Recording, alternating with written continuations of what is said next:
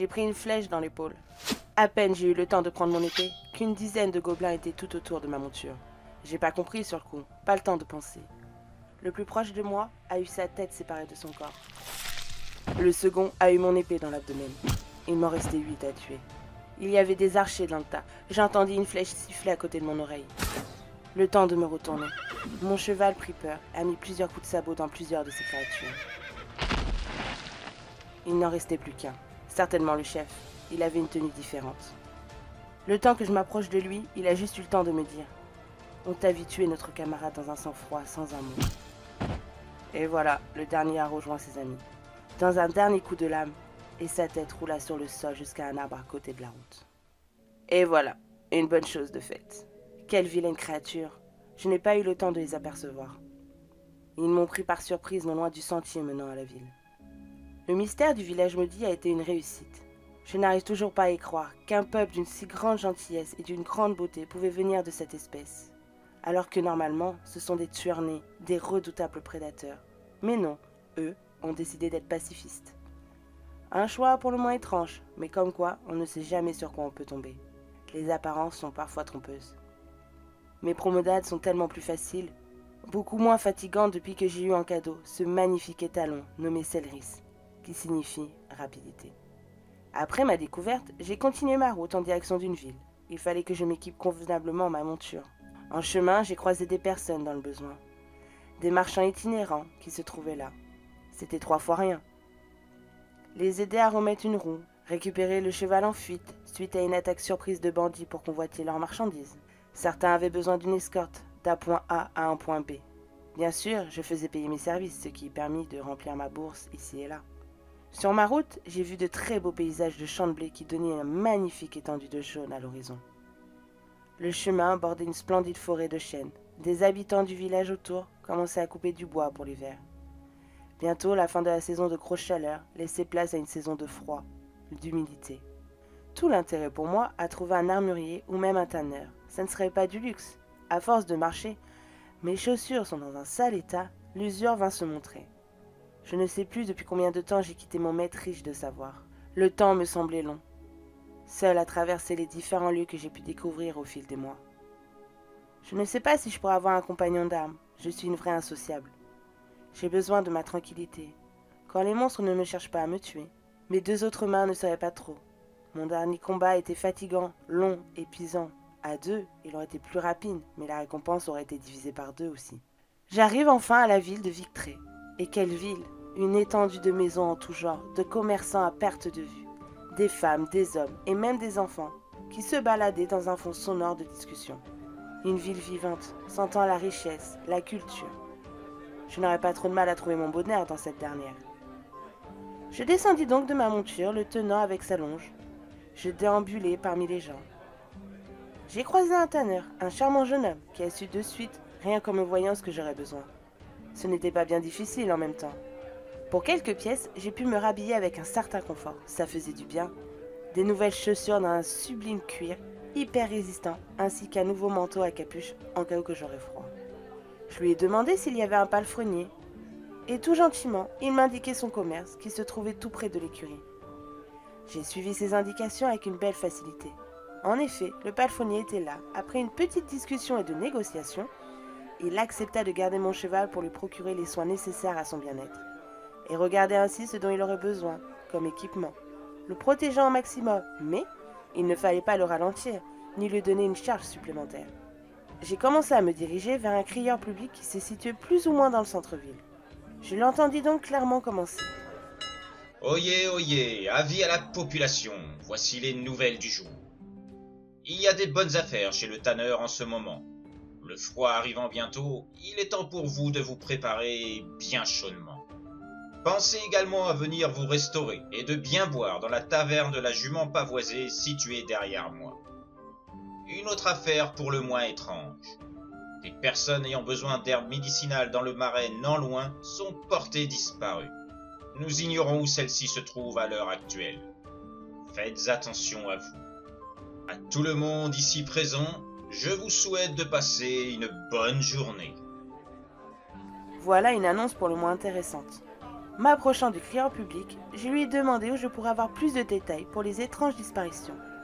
Quand une petite main me tapota l'épaule, je me suis retournée et j'ai découvert un adolescent, d'un regard complètement apeuré. Oui, que puis-je pour toi, jeune homme? Je sais où sont les personnes disparues. Venez avec moi dans un coin un peu plus calme, s'il vous plaît.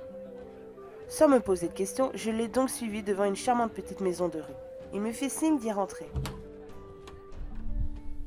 En effet, c'était beaucoup plus calme qu'à l'extérieur. Je me rends compte maintenant que dehors, c'est vraiment bruyant.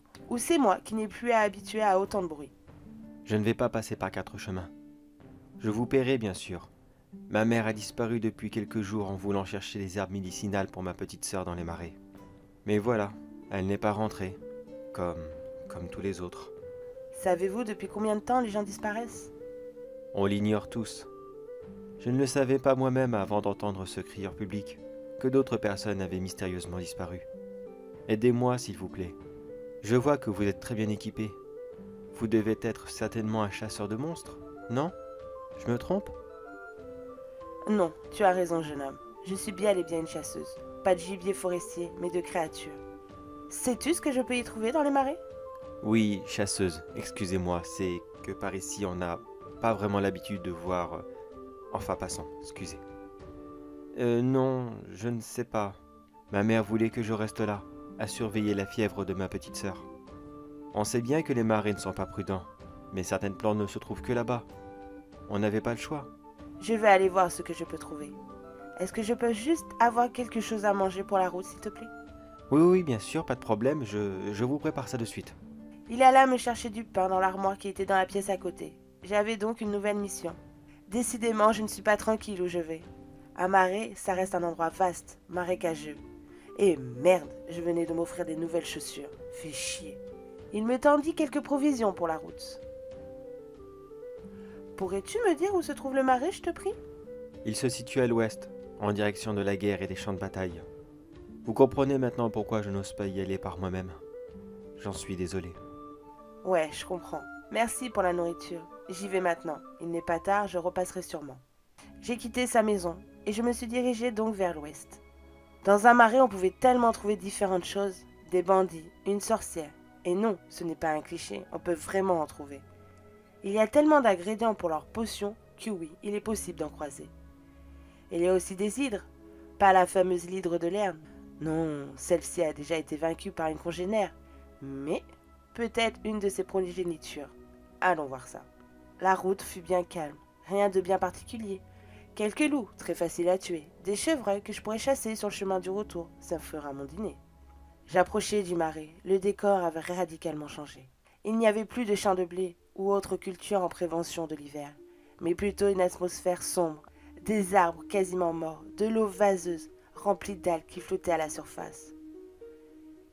Je n'allais pas m'avancer trop loin, sait-on jamais, je m'enfonce dedans, je suis toute seule, ça serait bien compliqué de sortir. Je regardais autour de moi, je n'entendis rien, pas un son, ni même un bruit signalement la présence d'un animal quelconque. À côté, d'un semblant d'une rivière, il y avait des traces de pattes, assez énormes tout de même. Ce n'étaient pas des bandits, ça c'est sûr. Il fallait que je sache à qui étaient ces traces. Étant une bonne pisteuse, il était facile pour moi de les suivre. Elles partaient en direction de la guerre.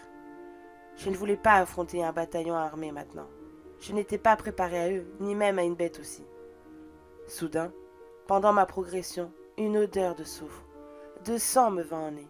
Et là je vis un corps d'une femme, allongée, morte. Dans ses yeux, il y régnait une terreur, c'était tout récent. Elle portait un panier avec des herbes dedans, je l'ai pris avec moi. J'espère que ce n'était pas la mère du jeune garçon, mais ça venait d'être fait. 1, voire 2 heures, pas plus. Sa mère était partie depuis ce matin. J'ai donc suivi ses traces, voyant où elle allait me conduire. Le temps était tellement changeant qu'un coup il pleut, un coup il y a de la brume. Rien n'allait bien. Heureusement que j'avais mes nouvelles chaussures et mon manteau. J'ignorais que j'allais m'en servir si vite, mais un achat bien pratique. Les traces ne se dirigeaient pas en ligne droite, comme si la créature chassait en même temps, ou qu'elle cherchait un endroit où s'abriter. J'arrivais à un énorme arbre. Il devait avoir plusieurs centaines d'années. Il était magnifique, un tronc de plusieurs centimètres, voire de mètres de largeur. Un très beau spécimen. Mais quelle horreur j'ai découvert derrière celui-ci. Des corps sans vie, il y en avait plusieurs de tout âge. Hommes et femmes confondus. Il y avait des coups de griffure sur leurs bustes. Partout, même sur les jambes. Les yeux faisaient apparaître la frayeur qu'ils ont vécue au dernier moment de leur vie. Que pouvait bien-il se trouver dans ce marais? J'entendis un bruit non loin. Derrière moi, une belle étendue d'eau, qui formait comme un mini-lac. Il y avait eu des mouvements dans ce dernier. La surface de l'eau jouait. Mais je ne vis rien en particulier. Ni grenouille, ni crapaud, ni crocodile à sa surface. Rien qui pourrait me montrer qui avait bougé l'eau marécageuse. Je restais là, à essayer de chercher des indices, quand là, dans l'eau, un remous me fit à me mettre en alerte. Je sortais mon épée. Une tête reptilienne, écailleuse, d'une couleur émeraude, pratique pour se camoufler dans un marécage. Une deuxième tête sortit de l'eau, ainsi qu'une troisième. Et merde! Je savais ce que j'avais devant moi, ça sentait mauvais. Deux autres têtes sont sorties du mini-lac, montrant ainsi les 5 têtes étant toutes reliées par un même tronc. Le même coup, s'ensuivit du reste du corps de cette immonde créature. Et les pattes, c'était ces pattes que je suivais.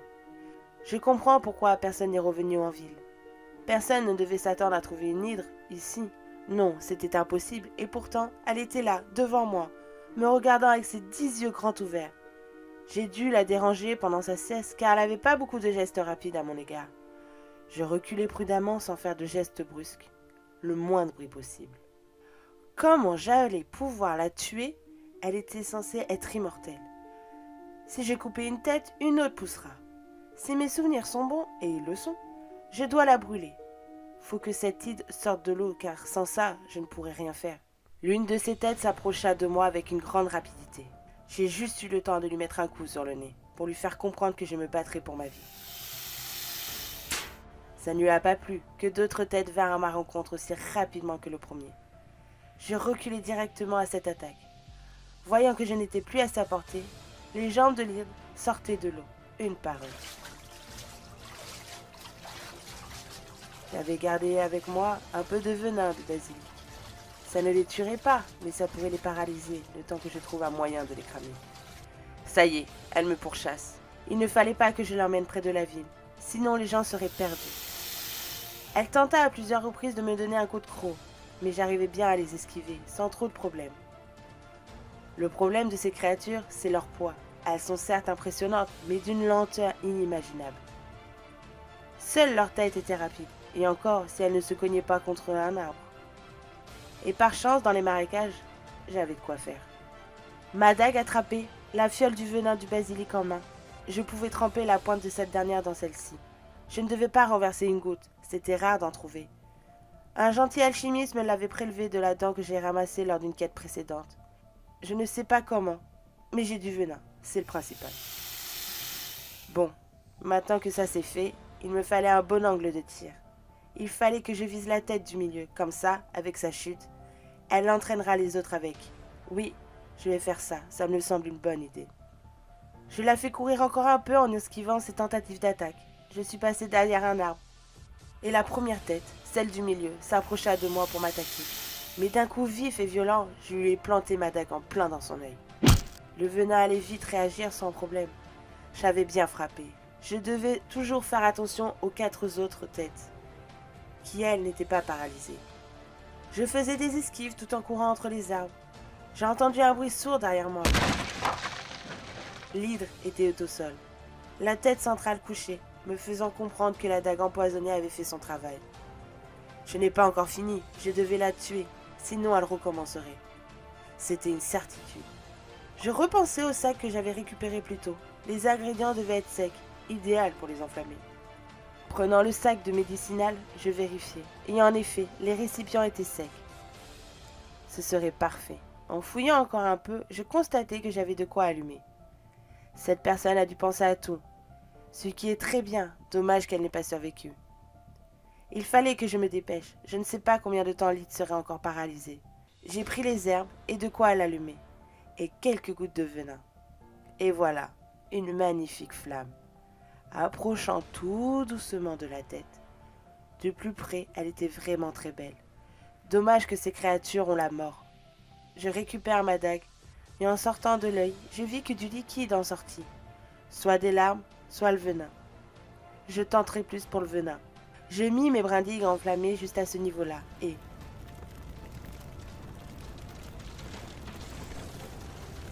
Waouh, un bûcher reptilien à 5 têtes.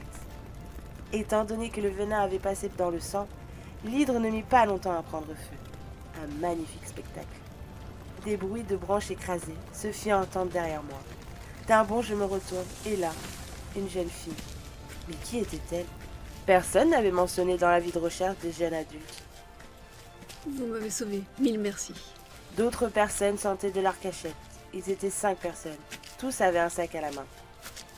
Des femmes principalement en pleurs sous le choc à la vue de la créature. Tiens, d'ailleurs, je pris plusieurs écailles de cet hydre. Et si le chef de la ville veut sa tête, il viendra lui-même. Je n'ai pas ma monture et cette chose est horriblement lourde. Nous sommes donc tous retournés à la ville. On était super bien accueillis.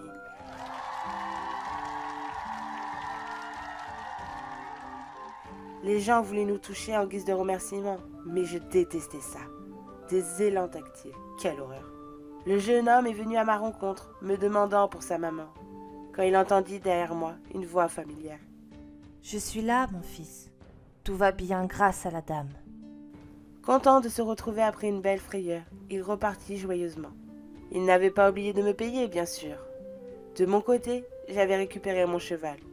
Et en guise de cadeau, le tanneur m'a offert de nouvelles chaussures. Un séjour bien mérité. Une pause ne serait pas de refus. Allons voir où le temps m'emportera.